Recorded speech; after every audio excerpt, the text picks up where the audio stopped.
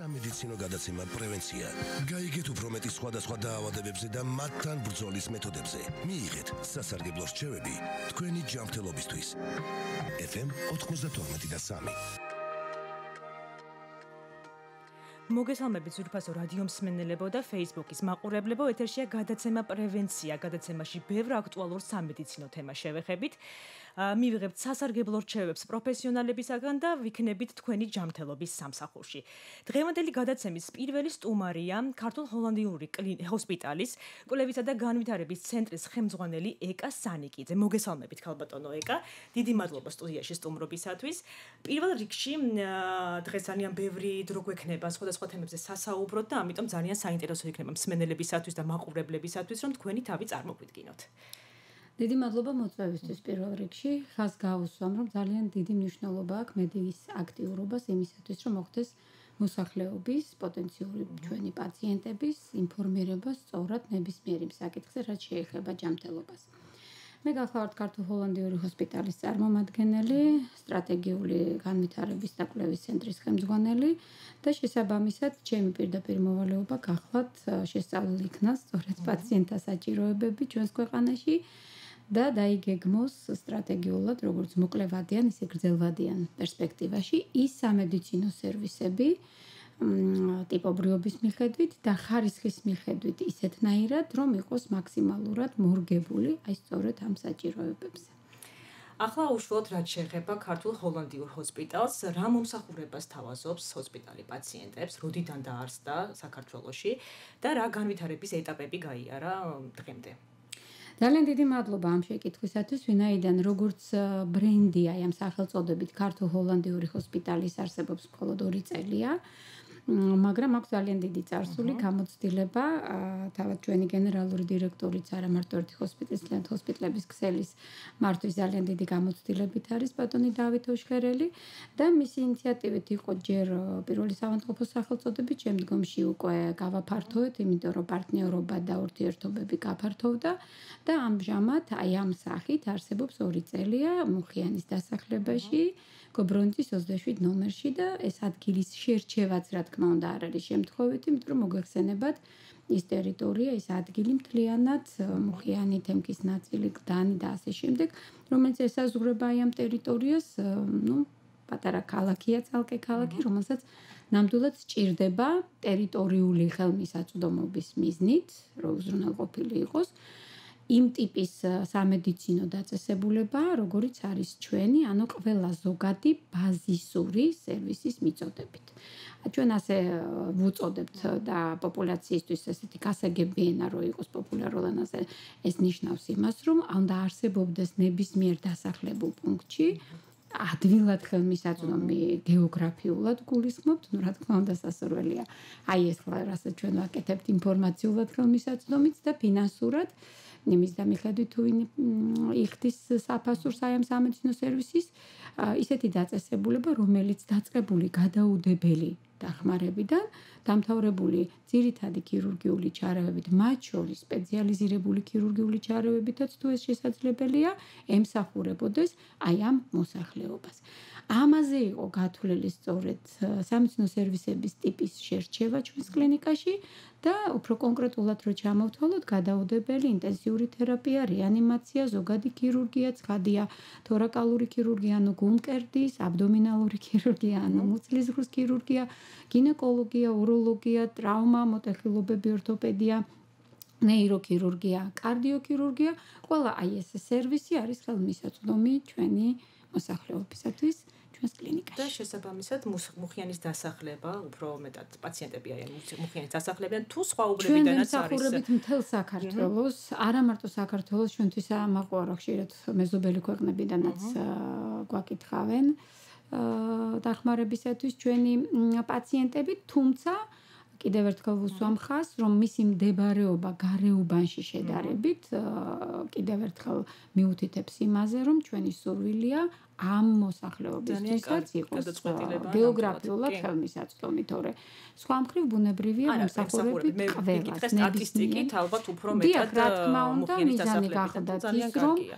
ამ მოსახლეობას კონდეს ახლოს, სახლთან ახლოს ასეთი ტიპის მრავალფუნქციური მრავალდარგობრივი ზოგადი ტიპის ჰოსპიტალი. ახლა რაც შეეხება ვინ არიან დასაქმებულები ქართულ ჰოლანდიურ ჰოსპიტალში, სამედიცინო პერსონალი, რა კუთხით ხდებოდა შერჩევა ალბათ აი ამის შესახებ ორი სიტყვით როგორც გამოცდილების სტაჟით, სხვა კლინიკებში მუშაობენ თუ არა თუ მხოლოდ თქვენთან არიან დასაქმებული, აი ამის შესახებ რო გვიამბოთ. დიდი მადლობა ამ კითხვისთვისაც, იმიტომ რომ კითხვა რომელიც თქვენ დასვით ძალიან აქტუალურია დღეს საქართველოში, ეს გახლავთ საკადრო თემა. კადრების შერჩევა, ისე რომ კადრი იყოს ცნობადიც, საქართველოს ძალიან დიდი მნიშვნელობა აქვს იმას, რომ ცნობადი იყოს სახელი, ცნობილი იყოს პერსონა, ისე რომ იგი იყოს თავისუფალი, ანუ შეეძლოს მხოლოდ ჩვენთან იყოს დასაქმებული და შესაბამისად კონდეს იმისი გამოცდილება, როგორც თქვენ ბრძანეთ და მაღალი აკადემიური ხარისხი, რომ სრულიად ენდოს მას მისი პაციენტი, ძალიან რთულია. და ჩვენ დღეს ვართ ამაყები იმით, რომ ჩვენი შემადგენლობა არის საკმაოდ მრავალფეროვანი და კვალიფიციური იმისათვის, რომ გაწიოს მაღალი სტანდარტის, მსოფლიო სტანდარტების შესაბამისი მომსახურება. ჩვენი კლინიკური დირექტორი გახლავთ ბატონი ზაზა მეტრევა, რომელიც არის საქართველოში ცნობილი როგორც საუკეთესო რეანიმატოლოგი, ძალიან დიდი გამოცდილებით, აკადემიური დონით, თვითონ არის ტრენერი და პედაგოგი არაერთი ახალგაზრდის აღმზრდელი და ბუნებრივია მთლიანად მთელი ის პრაქტიკული საქმიანობა, რომელსაც იგი ამ გადაუდებელი და რეანიმაციო ღონისძიებების მიმართულებით ეწევა და მთლიანად კლინიკის, ასე ვთქვათ, სამედიცინო საქმიანობის მიმართულებით ეწევა, უკვე არის ანდოობის გარანტი. ჩვენთან არის განყოფილებები, როგორც მოგახსენეთ, სხვადასხვა მიმართულების, რომელთაგან გამოვყოფდი ასევე ძალიან ცნობილ ექიმს ბატონ თემურ ბეშკენაძეს, რომელიც ზოგადი ქირურგიის განყოფილების ხელმძღვანელია, ასევე ძალიან მნიშვნელოვანია, რომ ჩვენთან გაერთიანებულია მსხვილი ნაწლავისა და სწორი ნაწლავის პათოლოგიები, ზოგადი ქირურგია და შესაძლებელი ხდება ინტეგრირებული, კომბინირებული ოპერაციების გაკეთება.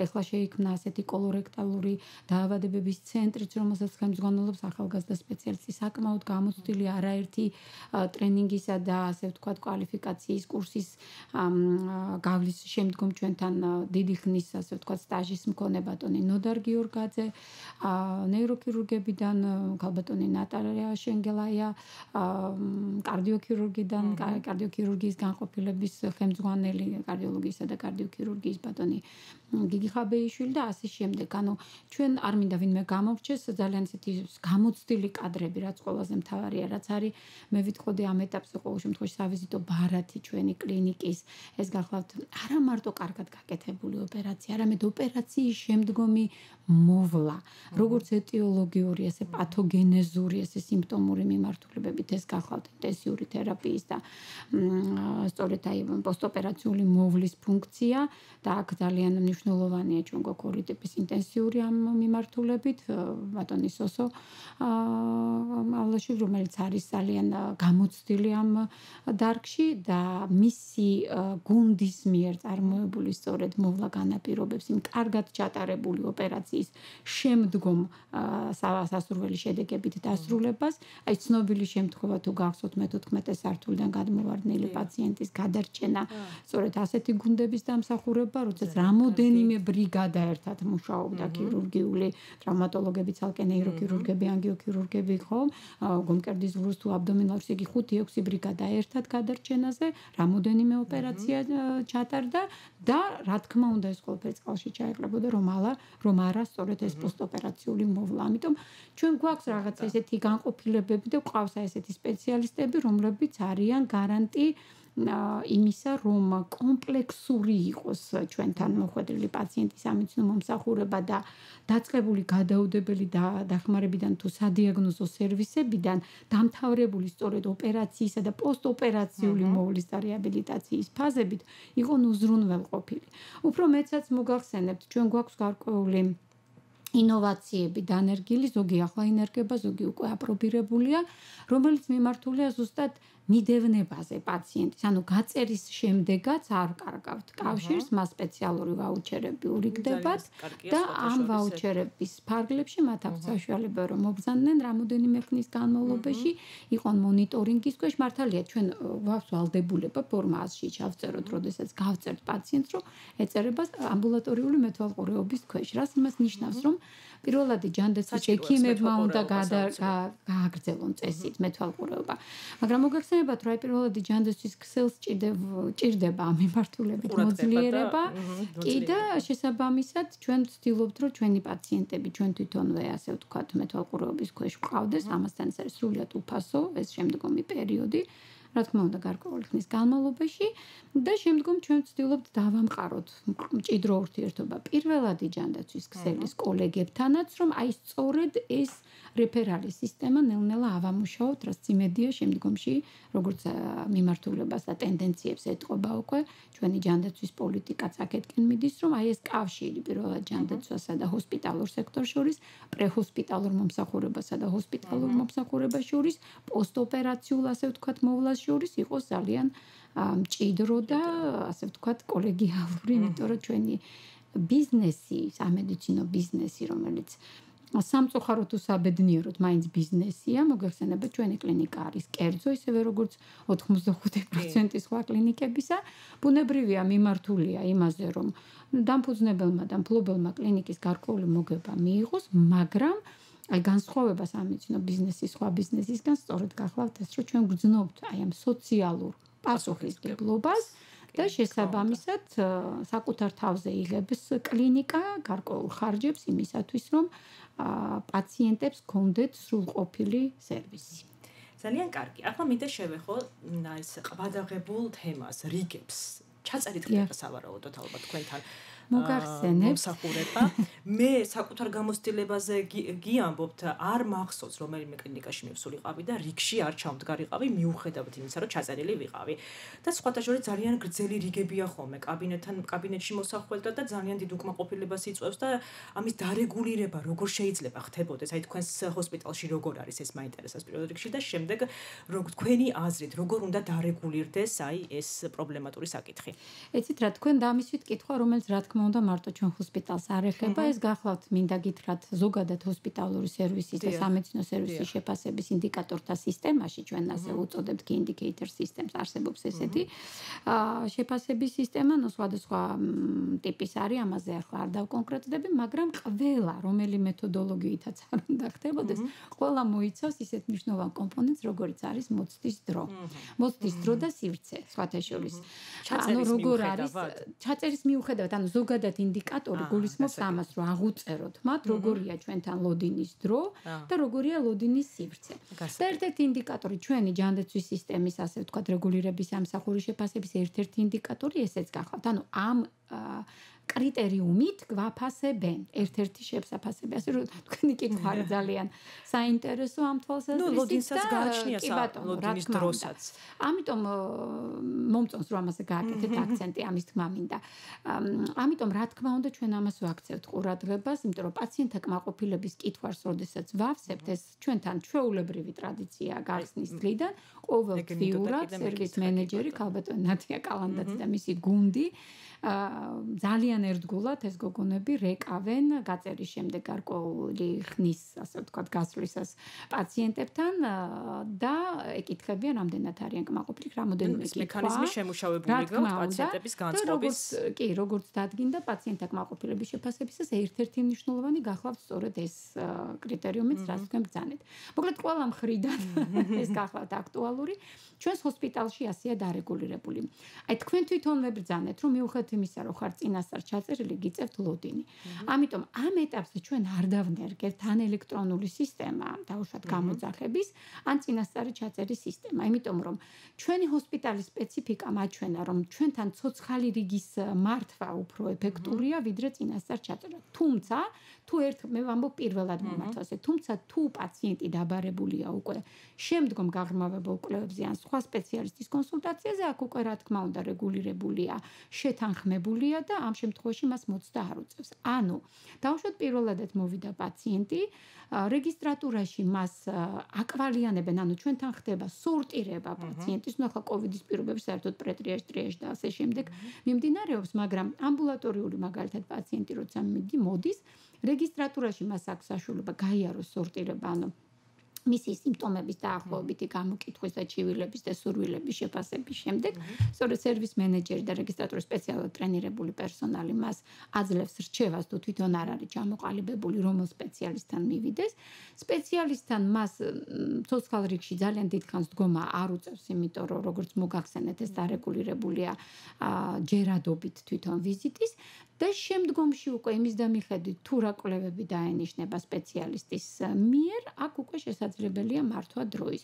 მაგალითად, თუ მეორედ ან მესამედ იბარებენ, უფრო მეცაც მოგახსენეთ, არა თუ მოსვლა, მას შეუძლია დარეკოს, რეგისტრატორი ზუსტად ეტყვის, რომელ სპეციალისტს და რომელ საათზე უნდა მობრძანდეს და სწორედ იმ დღეს, იმ საათზე მობრძანდება და შებრძანდება. თამამად შემიძლია მოვიდე თქვენს ჰოსპიტალში, იმიტომ რომ ეს პრობლემა ძალიან მაწუხებს. მაგრამ თუ დაგჭირდებათ რა. ნუ რა თქმა უნდა, ჩვენ ვითვალისწინებთ იმასაც, რომ შეიძლება იყოს გაუთვალისწინებელი შემთხვევა. ანუ აქ მოგახსენებთ, რომ არსებობს დრო, ხო? რამდენი ხანი უნდა დაყონდეს თვითონ შიგნით შესვლის შემდეგ, არა ლოდინის დრო, არამედ პაციენტი ექიმთან. ჩვენ ვცდილობთ, რომ 15-20 წუთში, რა თქმა უნდა, თუ ეს შესაძლებელია მოხდეს ძირითადი საკითხების გარკვევა და შემდეგ უკვე გამოკვლევებზე გაიგზავნოს და გამოკვლევების შედეგების პასუხების შემდეგ ისევ მობრძანდეს. მაგრამ ვინაიდან ჩვენ ვართ ჰოსპიტალური დონე და ძალიან ფრთხილი და სწორი დამოკიდებულება გვაქვს დიაგნოსტიკის პროცესის მიმართ, ანუ მოსახლეობა რომ გაიგოს ეს არის დიფერენცირებული დიაგნოზირების, ანუ სწორი მიზეზის პოვნის პროცესი, დაავადების მიზეზის. და ის სწორედ აი ამ დიაგნოზირების პროცესის დროს ბუნებრივია ჩვენ გვჭირდება რომ გარკვეულწილად პაციენტები გავაგზავნოთ სხვადასხვა კვლევებზე და ამ კვლევის შედეგების მიხედვით განსხვავებით შეიძლება დრო მეტი იყოს ვიდრე 20 წუთი სიტყვაზე მიღების და გაიწელოს ამ დროს შეიძლება მოუწიოს მოცდა გარეთ პაციენტს. თქვენ ახსენეთ აი საჩივრების წიგნაკი, საჩივრების მექანიზმი, რომელთაც შეგიძლიათ გამოიკულიოთ მომხმარების პაციენტების განწყობა. და მე მაინტერესებს თუ ყოლია თუ უკმაყოფილო პაციენტს სავარაუდოდ გეყოლებოდათ, რა თქმა უნდა. და რა რეაგირებას ახდენთ ხოლმე, როგორ იკულებთ ეს უკმაყოფილება, რითი არის გამოწვეული, შეიძლება გაუგებრობაც იყოს ამ შემთხვევაში, შეიძლება მართლაც ექიმის შეცდომა იყოს. როგორ იკულებთ აი ამას, რო გითხრათ მოკლედ. ძალიან მოკლედ მოგახსენეთ, იმიტომ რომ ეს თემას თვითონ ძალიან ღრმა არის და ფართოა და რთულია ერთი გადაცემის ფარგლებში ამის ახსნა. მაგრამ მოგახსენებთ, რომ რა თქმა უნდა, საექიმო ქცევაში არსებობს საექიმო თავისუფლება, შეცდომა, დაუდევრობა და დანაშაული. აი სწორედ ჩემი სამსახურის, ჩემ დამირწმუნებული სამსახურის ფუნქცია გახლავთ ეს, გამოვიკვლიოთ, როგორც მოგახსენებთ, აი ამ კმაყოფილების კითხვარით იქნება ეს პირდაპირი გამოკითხვა თუ სატელეფონო და თუ იქ აღინიშნა უკმაყოფილება რაიმე მიზეზით, ჯგუფდება ეს მიზეზები, ეს არის სამედიცინო მიზეზი, კომუნიკაციის, ფსიქოლოგიური, სამართლებრივი თუ სხვა. და შემდგომში გადაეცემა შესაბამის სამსახურს. თუ სამედიცინო მიზეზია, რა თქმა უნდა, სამედიცინო დირექტორი კურირებს და შესაბამისი ექიმები, ჩვენი წამყვანი სპეციალისტები, თუ არის ფსიქოლოგიური და კომუნიკაციის შესაბამისად ჩვენი სამსახური და ასე შემდეგ. როგორც კი გაირკვევა მიზეზი იყო ნამდვილად, ეს არის სუბიექტური აზრი პაციენტის და სინამდვილეში ყველაფერი სწორად და იყო კომუნიკაციის პრობლემა, რახან მან ეს სწორად ვერ გაიგო, მაშინ ჩვენ ვცდილობთ კომუნიკაციის საკითხი და აღვადგინოთ და თუ საჭირო ეთიკის კომიტეტის ხდომა მოვიწიოთ პაციენტი და მასთან ერთად, ექიმებთან ერთად და ასე შემდეგ, რომ არაფერი დარჩეს ჩვენ შორის გაუგებარი, თუ საბოდიშოა მოუბოდიშებთ, თუ არ არის, მაშინ აუხსნით, რატომ გაიგო მან არასწორად, მაგრამ თუ გამოვლინდა, რომ იყო ხარვეზი ჩვენი მხრიდან, ბუნებრივია ჩვენ შესაბამის სამსახურს ვაძლევთ შენიშვნას, ვასწორებთ, ეს არის ჩვენთვის ძალიან კარგი, ყოველთვის კმაყოფილი ყველა ვერ იქნება და ძალიან ბევრს სწავლობთ სწორედ უკმაყოფილო პაციენტისგან, იმიტომ რომ შეიძლება აღმოვაჩინოთ ისეთი ხარვეზი, რომელიც ტოპ მენეჯმენტს ან საშუალო მენეჯმენტს ასე ზედაპირზე არ დევს და გამორჩეს და პაციენტი ამ დროს დიახ, სწორედ ამას ემსახურება ჩვენი, ასე ვთქვათ, სერვის სამსახურის ის ნაწილი, რომელიც კმაყოფილებას სწავლობს, რომ ჩვენ ნახოთ ხარვეზები, ნახოთ რაღაცა გაუგებრობები და დავგეგმოთ ისე ჩვენი მუშაობა, რომ მინიმუმამდე დავიყვანოთ ეს ხარვეზები და გაუგებრობები. ძალიან კარგი, ძალიან საინტერესოა. ცოტა ხნით რეკლამას შემოგთავაზებთ და ჩვენ დავბრუნდებით რამდენიმე წუთში ეთერში. რადიო ჯორჯიან ტაიმსი წარმოგიდგენთ. სამედიცინო გადაცემა პრევენცია. გაიგეთ უფრო მეტი სხვადასხვა დაავადებებზე და მათთან ბრძოლის მეთოდებზე. მიიღეთ სასარგებლო რჩევები თქვენი ჯანმრთელობისთვის. FM 92.3. მაშ ასე ბრუნდებით ეთერში ჩვენ სტუმართან. შეგახსენებთ, რომ სტუმრად არის ჩვენთან სტუდიაში ქართულ ჰოლანდიური ჰოსპიტალის კვლევისა და განვითარების ცენტრის ხელმძღვანელი ქალბატონი ეკა სანიკიძე. გალბატონო ეკა, ახლა მაინტერესებს შემდეგი თემა. მე თქვენს ჰოსპიტალზე ინფორმაციის მოპოვებისას წავასწრდი ასეთ ინფორმაციას, აქციას, საზაფხულო სკოლა ჰოსპიტალში და ძალიან დამაინტერესა, იმიტომ რომ მსგავსი რამ არ მსმენია და როგორც მივხვდი, ეს საზაფხულო სკოლა არის პაციენტებისათვის და მათი ახლობლებისათვის, ოჯახის წევრებისათვის. და საინტერესოა, რას გულისხმობს, სად ტარდება და აი როგორი ეს ახალი წამოწყებაა თქვენი ჰოსპიტალის, იმიტომ რომ არ მსმენია სამედიცინო დაწესებულებაში მსგავსი რამ, მსმენია ორსულების სკოლის შესახებ, თუმცა აი პაციენტების მოვლის შემდგომი სწავლების შესახებ ნამდვილად არ მსმენია, ალბათ ეს ოჯახის წევრებისთვის არის უფრო მეტად განკუთვნილი. დიახ. ძალიან დიდი მადლობა ამ კითხვისთვის, ყურადღებით გაცნობი ხართ ჩვენს გვერდს. საინტერესო გახლავთ, რა თქმა უნდა, მე ცოტა შორიდან დავიწყებ, სანამ პირდაპირ მაგ კითხვაზე გიპასუხებთ, რომ წეგან ვახსენე, რომ ჩვენ გვგრძნობთ გარკვეულ სოციალურ პასუხისგებლობას და გარკვეული სოციალური პროექტები გაგვაჩნია იმისათვის, რომ პაციენტის, ასე ვთქვათ, დაკვალიანება მოხდეს სწორად. ჩვენ ყველა საქართველოში ვცხოვრობ და ძალიან კარგად ვიცით, რომ როდესაც მიდის პაციენტი აპირებს ავიდეს რომელიმე დაწესებულებაში, ყოველთვის ურეკავს ნათესავს ახლობელ ექიმს და ეკითხება, ასეა ჩემი საქმე, როგორ მირჩევ, ვისთან მივიდე. ეს გამოცდილება ყველას გვაქვს. ასეთი გამოცდილება და ის ჩვენი კვლევები, რომელსაც სწორედ ჩვენი ცენტრი ახორციელებს, გვაძლევს იმის საშუალებას, სწორად დავგეგმოთ, რა საჭიროებები აქვს, როგორც მოგახსენებთ ჩვენს მოსახლეობას და ჩვენი მოსახლეობის ერთ-ერთი მნიშვნელოვანი საჭიროება გახლავთ ჯანმრთელობითი განათლება და პაციენტის განსწავლა. ჯანმრთელობითი განათლება უფრო ფართოცნებაა და ნიშნავს ზოგადად მოსახლეობის სამედიცინო კულტურის დონის ამაღლებას, ხომ? ანუ ცოდნას იმ ძირითადი სიმპტომების და ავადებების, რომლის დროსაც ან დაუყოვნებლივ უნდა მიმართოს ექიმს, ან მეტი ყურადღება მიაქციოს და ასე შემდეგ. ჩვენ ამას რა თქმა უნდა ვყოფთ, ეს ხა დიდი თემაა და არ შევჩერდები, მაგრამ ამას თავისი ასე ვთქვათ, ცოდნა და გამოცდილება ჭირდება ამის თქმამ სურს და პაციენტის განსწავლა ეს გახლავთ უკვე იმ კონკრეტული პაციენტის, იმ კონკრეტული დაავადების შესახებ ინფორმირება, რომელიც მას ამ წუთას პრობლემის სახით უდგას. შესაბამისად ჩვენ ორივე ამ მიმართულებით ვმუშაობთ, ამიტომ გვაქვს ორი ტიპის აქციები. ერთი ჯგუფი აქციების გახლავთ ყოველთვის მისადაგებული სხვადასხვა დაავადებების საერთაშორისო დღეებთან, იქნება ეს დაუშვათ საკვერცხლის კიბოს დღე, იქნება ეს პროსტატის კიბოს დღე, იქნება ეს დაუშვათ ტუბერკულოზის სამსოფლიო დღე თუ შიცის და ასე შემდეგ და ასე შემდეგ. მოგხსენებათ, რომ ყველა დაავადების ძირითადი დაავადების ბრძოლის დღეებია დაწესებული, მისადაგებული. ხანდახან ქალთა დღეებთან არის მისადაგებული, ხანდახან საახალწლოვან სააღდგომო დღესასწაულებთან და ასე შემდეგ. და ეს აქციები ტარდება არა მხოლოდ იმიტომ, რომ იყოს უფასო და ხელმისაწვდომი, ამიტომ ეს ჩვენ წამყვან სპეციალისტებთან უფასო კონსულტაციები დაუშვათ მოსახლეობის. არამედ სწორედ უფრო იმიტომ, რომ ამ აქციების დროს მათ მეტი შეიტყონ ამ დაავადებების საწყისი სიმპტომების შესახებ და მოხდეს დროული გამოვლენა. რომ ჩვენი მიზანი გახლავთ, აი თქვენს გადაცემასაც პრევენცია ქვია, ხო ჩვენ მივდივართ 21 საუკუნეში იქითკენ, რომ პრევენციული მედიცინა განვითარდეს, დროულად გამოვლენილი ნებისმიერი დაავადება ნიშნავს მის დროულ მკურნალობას, რაც ხარჯთეფექტურიც არის და სამედიცინო თვალსაზრისით უფრო ეფექტურია ბუნებრივი და ფსიქოსოციალური თვალსაზრისითაც.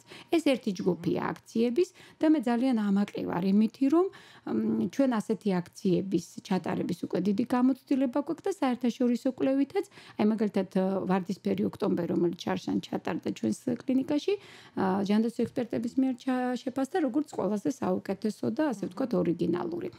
რაც შეეხება პაციენტთა სკოლას, თქვენ მართალი ბრძანეთ, ასეთი სკოლები ხშირი არ არის, ეს ერთ-ერთი ნოუ-ჰაუა ჩვენი, ასე ვთქვათ, პაციენტებთან ურთიერთობის მიმართულების, როდესაც თვითონ პაციენტსაც და უფრო მეტად, რა თქმა უნდა, პაციენტის პატრონს, როდესაც შედარებით მძიმე პაციენტზეა საუბარი, ვასწავლით იმ ელემენტარულ სამედიცინო მომსახურების წესებს, როგორც არ დაუშვათ დაწყებული პულსის თუ წნევის თუ თერმომეტრიიდან, ტემპერატურის გაზომვასაც კი ცოდნა უნდა თქვენ წარმოიდგინეთ, იმიტომ რომ სწორად უნდა იყოს გაზომილი, რომ სწორი პასუხი მივიღოთ.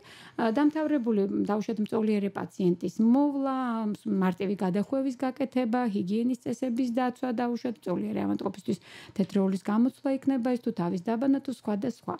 ანუ ჩვენ მაქსიმალურად ვცდილობთ აღარ ვსაუბრობთ, რა თქმა უნდა, იმ სიმპტომებზე ყურადღების გამახვილებას, რომლის დროსაც მან დაუყოვნებლივ უნდა მიმართოს თავის მკურნალ ექიმს ან გამოიძახოს გადაუდებელი დახმარებისთვის სასწრაფო დახმარების ბრიგადა.